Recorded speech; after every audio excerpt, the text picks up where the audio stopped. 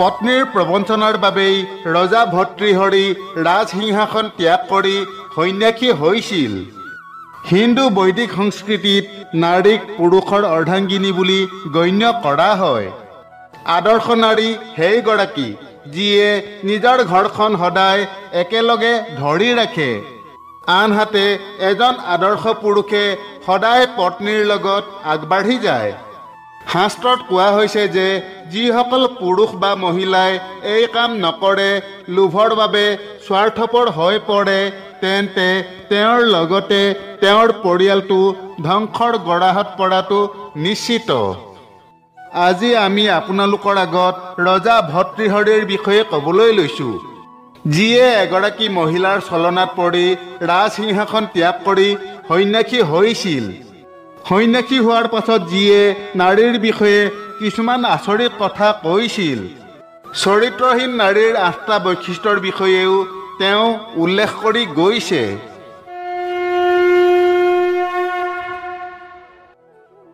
ৰজা ভৰ্তৃহৰিৰ অনুসৰি নাৰীৰ চৰিত্ৰৰ এই 8টা লক্ষণৰ বিষয়ে কোৱাৰ আগতে ৰজা ভৰ্তৃহৰি এগৰাকী নাৰীৰ প্ৰেমত পৰি কিয় কেনেকৈ সন্ন্যাসী হৈছিল সেই বিষয়ে ক'বলৈ লৈছোঁ।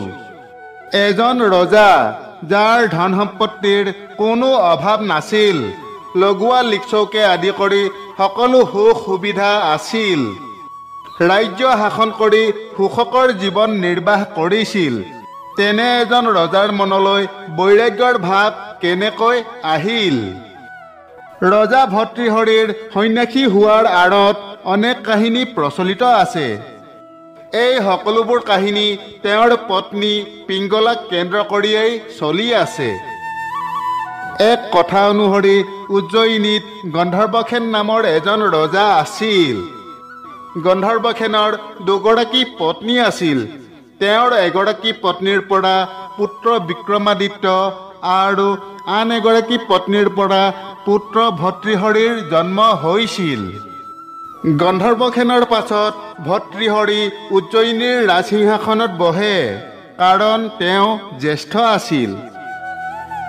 ৰজা ভৰ্তৃহৰিৰ দুগৰাকী পত্নী আছিল, তথাপি তেওঁ তৃতীয়বাৰৰ বাবেও বিবাহ কৰাইছিল। তৃতীয় পত্নীৰ নাম আছিল পিংগলা। কোৱা হয় যে পিংগলা বৰ ধুনীয়া আছিল। তাইৰ সৌন্দৰ্যত মুগ্ধ হৈ ৰজা ভৰ্তৃহৰিয়ে ৰাজকাৰ্য আওকাণ কৰিছিল আৰু পত্নীক আকৰ্ষণ কৰিবলৈ সকলো প্ৰচেষ্টা চলাইছিল। কিন্তু ভৰ্তৃহৰিৰ পত্নী ৰাণী পিংগলা গোপনে এজন কোতৱালৰ প্ৰেমত পৰিছিল। এদিন এজন তপস্বী গুৰু গোৰখনাথ উজ্জয়িনীলৈ আহিছিল। ৰাজসভাত উপস্থিত হোৱাৰ লগে লগে ৰজা ভৰ্তৃহৰিয়ে তপস্বী গোৰখনাথক খুব ভালকৈ আদৰ সৎকাৰ কৰিছিল। ৰজাৰ আতিথ্যত প্ৰসন্ন হৈ গোৰখনাথে ৰজাক এটা ফল দি ক'লে, হে ৰাজন, এই চমৎকাৰী ফল খালে আপুনি সদায় সুন্দৰ আৰু ডেকা হৈ থাকিব। আপোনাৰ জীৱনত কেতিয়াও কোনো ৰোগ ব্যাধি নাহিব। ৰজা ভৰ্তৃহৰিয়ে তপস্বী গোৰখনাথৰ পৰা সেই চমৎকাৰী ফলটো অতি শ্ৰদ্ধা সহকাৰে গ্ৰহণ কৰিছিল। ৰজা ভৰ্তৃহৰিয়ে পত্নী পিংগলাক বৰ ভাল পাইছিল। সেয়েহে সেই চমৎকাৰী ফলটো ৰজাই নিজে নাখাই মৰমৰ পত্নী পিংগলাক খাবলৈ দিছিল, যাতে ৰাণী পিংগলাক সদায় ধুনীয়া আৰু যৌৱনমতী হৈ থকা দেখিবলৈ পায়। কিন্তু ৰাণী পিংগলাই স্বামী ৰজা ভৰ্তৃহৰিক ভাল নাপাইছিল, বৰঞ্চ এজন কোতৱালকহে ভাল পাইছিল। সেয়েহে ৰাণী পিংগলাই নিজে সেই ফল নাখাই কোতৱাল প্ৰেমিকক সেই চমৎকাৰী ফল খাবলৈ দিলে, যাতে তেওঁ চিৰদিনৰ বাবে সুন্দৰ ডেকা হৈ থাকে। আনহাতে সেই কোতৱালজনে এগৰাকী বেশ্যাৰ প্ৰেমত পৰিছিল আৰু সেই চমৎকাৰী ফলটো নি সেই বেশ্যাক দিলে, যাতে বেশ্যাগৰাকী সদায় যৌৱনমতী আৰু ধুনীয়া হৈ থাকে। ফলটো হাতত পাই বেশ্যাগৰাকীয়ে ভাবিলে যে যদি তাই এই ফলটো খায় তেন্তে তাই সদায় যৌৱনমতী আৰু ধুনীয়া হৈ থাকিব আৰু তেতিয়া তাই এই লেতেৰা কামটো চিৰদিনৰ বাবে কৰি থাকিব লাগিব। এই কাৰণে বেশ্যাই সেই ফলটো নাখালে। বেশ্যাই ভাবিছিল যে ৰজা ভৰ্তৃহৰিকহে এই ফলটোৰ আটাইতকৈ বেছি প্ৰয়োজন, যাতে তেওঁ সদায় ডেকা আৰু সুন্দৰ হৈ থাকিব পাৰে, যাৰ ফলত তেওঁ সদায় নিজৰ প্ৰজাৰ যত্ন ল'ব পাৰিব। এই কথা ভাবি বেশ্যাই সেই চমৎকাৰী ফলটো নি ৰজাক দিলে। সেই ফলটো দেখাৰ লগে লগে ৰজা আচৰিত হৈ পৰিল। তেতিয়া ৰজাই বেশ্যাক সুধিলে যে এই ফলটো তাই ক'ৰ পৰা পালে। তেতিয়া বেশ্যাই ক'লে যে কোতোৱালে তাইক এই ফল দিছে। ৰজা ভৰ্তৃহৰিয়ে কোতোৱালজনক মাতি আনি ফলটোৰ বিষয়ে সুধিলে। কোতোৱালে ৰজাক ক'লে যে ৰাণী পিংগলাই তেওঁক এই ফলটো দিছে। দুয়োজনৰ কথা শুনি ৰজাই সমগ্ৰ ঘটনাটোৰ বিষয়ে বুজি পালে। তেওঁ বুজি পালে যে তেওঁৰ তৃতীয় পত্নী পিংগলাই তেওঁক প্ৰতাৰণা কৰি আছে।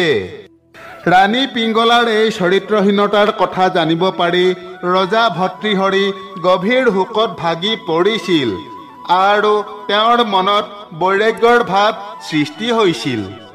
তেতিয়া ৰজা ভৰ্তৃহৰিয়ে ভাতৃৰ হাতত সিংহাসন অৰ্পণ কৰি সন্ন্যাসী হোৱাৰ সংকল্প ল'লে। ভৰ্তৃহৰিয়ে গুৰু গোৰখনাথৰ পৰা দীক্ষা লৈছিল। তাৰ পাছত ৰজা ভৰ্তৃহৰিয়ে নিজৰ সমগ্ৰ ৰাজ্য কনিষ্ঠ ভাতৃ বিক্ৰমাদিত্যৰ হাতত অৰ্পণ কৰি উজ্জয়িনীৰ অৰণ্যলৈ গৈ তপস্যা আৰম্ভ কৰে। প্ৰায় 12 বছৰ ধৰি তেওঁ অৰণ্যৰ এটা গুহাত কঠোৰ তপস্যা কৰিছিল। 12 বছৰ ধৰি কৰা কঠোৰ তপস্যাৰ অন্তত ৰজা ভৰ্তৃহৰিয়ে এজন মহান তপস্বী আৰু সংস্কৃত কবি আৰু সাহিত্যিক হিচাপে পৰিগণিত হয়।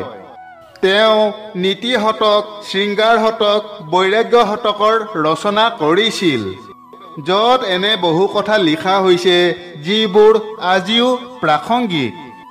বৈৰাগ্য শতকত চৰিত্ৰহীন নাৰীৰ 8টা লক্ষণ কি সেই বিষয়ে ভৰ্তৃহৰিয়ে বৰ্ণনা কৰিছে। চৰিত্ৰহীন নাৰীৰ প্ৰসংগত ভৰ্তৃহৰিয়ে প্ৰথমতে লিখিছিল যে যি নাৰীয়ে কাৰোবাৰ লগত কথা পাতে, আন কাৰোবাৰ লগত ভোগবিলাস উপভোগ কৰে আৰু আন কাৰোবাক নিজৰ মনত স্থান দিয়ে, তেওঁৰ চৰিত্ৰ ভাল নহয়। ইয়াৰ অৰ্থ এইটোৱেই যে কোনো এগৰাকী নাৰীয়ে কোনোবা এজন পুৰুষক ভাল পায়, সেই পুৰুষৰ লগত থাকে, অথচ তেওঁৰ মনৰ মাজত যে আন কোনো পুৰুষৰ প্ৰতি গোপন আকৰ্ষণ নাই, সেই কথা নুই কৰিব নোৱাৰি। সুযোগ সুবিধা নোপোৱালৈকে ঠিকেই থাকে। সুযোগ পোৱাৰ লগে লগে এগৰাকী নাৰীয়ে আনৰ প্ৰতি আকৰ্ষিত হয় আৰু এয়া চৰিত্ৰহীন নাৰীৰ প্ৰথম লক্ষণ। দ্বিতীয় লক্ষণটো হ'ল যেতিয়ালৈকে এগৰাকী নাৰীয়ে কাৰোবাক পতাই ল'ব নোৱাৰে তেতিয়ালৈকে তাই তেওঁক মোহিত কৰিবলৈ চেষ্টা কৰে। তাই মুখেৰে সুন্দৰ কথা কয় আৰু চকুৰ চাৱনিৰে আঘাত কৰে। এগৰাকী নাৰীৰ সন্মুখত আনকি জংঘলৰ সিংহ আৰু এজন চতুৰ যোদ্ধাও কাপুৰুষ হৈ পৰে। এই কাম কৰা নাৰীকো চৰিত্ৰহীন বুলি কোৱা হয়। তৃতীয় লক্ষণ হৈছে নাৰীৰ নাৰীসুলভ চৰিত্ৰ, যাৰ দ্বাৰা নাৰীয়ে নাৰীসুলভ চৰিত্ৰৰে যিকোনো পুৰুষক বশ কৰিব পাৰে। অনেক পণ্ডিতে কৈছে যে নাৰী চৰিত্ৰৰ মহিমা কোনেও নাজানে। নাৰীয়ে সুখত হাঁহে আৰু দুখত কান্দে, আৰু এই কথা দেখি পুৰুষে তাইক নিজৰ প্ৰিয় বুলি গণ্য কৰে। কিন্তু নাৰীৰ চৰিত্ৰ তেনেকুৱাই, সেয়েহে কোনেও তেওঁক সহজে বিশ্বাস নকৰে। কোনোবাই যদি বিশ্বাস কৰে তেন্তে সেয়া তেওঁৰ ভ্ৰম। চতুৰ্থ কথাটো হ'ল এনে মহিলাসকলে সুন্দৰকৈ মিছা কথা ক'ব জানে। অৰ্থাৎ মিছা কথা কৈ তাই কথাবোৰ ইফাল সিফাল কৰে, যাৰ বাবে বহু পৰিয়াল ছিন্ন ভিন্ন হৈ পৰে। আজিও পৰিয়াল ভাঙি যোৱাৰ বাবে মহিলাসকলকে দায়ী বুলি গণ্য কৰা হয়। পঞ্চম লক্ষণটো হৈছে সেই নাৰীয়ে বান্ধোন অথবা ঘৰ পৰিয়ালৰ পৰা আঁতৰ হোৱাৰ কথা চিন্তা নকৰে। এইবোৰ কথাক আওকাণ কৰি যি নাৰীয়ে জীৱন কটায়, জীৱনসংগী বাছি লয় আৰু এজনৰ লগত নাথাকে, এইবোৰ হৈছে নাৰী চৰিত্ৰহীন হোৱাৰ ডাঙৰ লক্ষণ। ষষ্ঠ কথাটো হৈছে যি নাৰীয়ে ডেকা বুঢ়াৰ ভেদাভেদ নাৰাখে, উচ্চ নিচৰ কথা চিন্তা নকৰি যিকোনো জাতি ধৰ্মৰ পুৰুষৰ লগত সম্পৰ্ক স্থাপন কৰে। এজন পুৰুষৰ সৌন্দৰ্যই তাইৰ বাবে গুৰুত্বপূৰ্ণ। তেওঁ এগৰাকী চৰিত্ৰহীন নাৰী।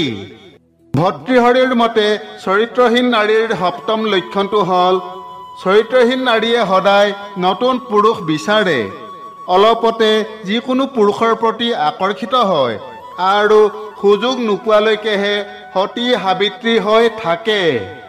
চৰিত্ৰহীন নাৰীৰ অষ্টম তথা শেষ লক্ষণ হ'ল চৰিত্ৰহীন নাৰী এজন পুৰুষৰ দ্বাৰা কেতিয়াও সন্তুষ্ট নহয়। তেওঁৰ যৌন কামনাৰ কেতিয়াও অন্ত নপৰে আৰু যি নাৰীয়ে নিজৰ সুদৰ্শন স্বামীকো খেৰ কুটাৰ দৰে গণ্য কৰে, সদায় সুখ আৰু ভোগ বিলাসিতাত ডুব গৈ থাকিব বিচাৰে, ধৰ্ম সংস্কৃতিক কেতিয়াও গুৰুত্ব নিদিয়ে, তেনে এগৰাকী নাৰী চৰিত্ৰহীন। এনে পৰিস্থিতিত পুৰুষে এই মহিলাসকলৰ পৰা আঁতৰি থকাটো প্ৰয়োজন। বান্ধৱসকল, এয়াই হৈছে ৰজা ভৰ্তৃহৰি ৰজাৰ পৰা সন্যাসী হোৱা আৰু তেওঁ চৰিত্ৰহীন নাৰীৰ বিষয়ে কোৱা 8টা লক্ষণৰ বিষয়ে এক সংক্ষিপ্ত কথা। আগলৈ অন্য এক নতুন কথাৰ সৈতে পুনৰ লগ পোৱা আশাৰে তথা আপোনালোক সকলোৰে কুশল কামনাৰে আজিলৈ সামৰিছোঁ। জয় শ্ৰীকৃষ্ণ।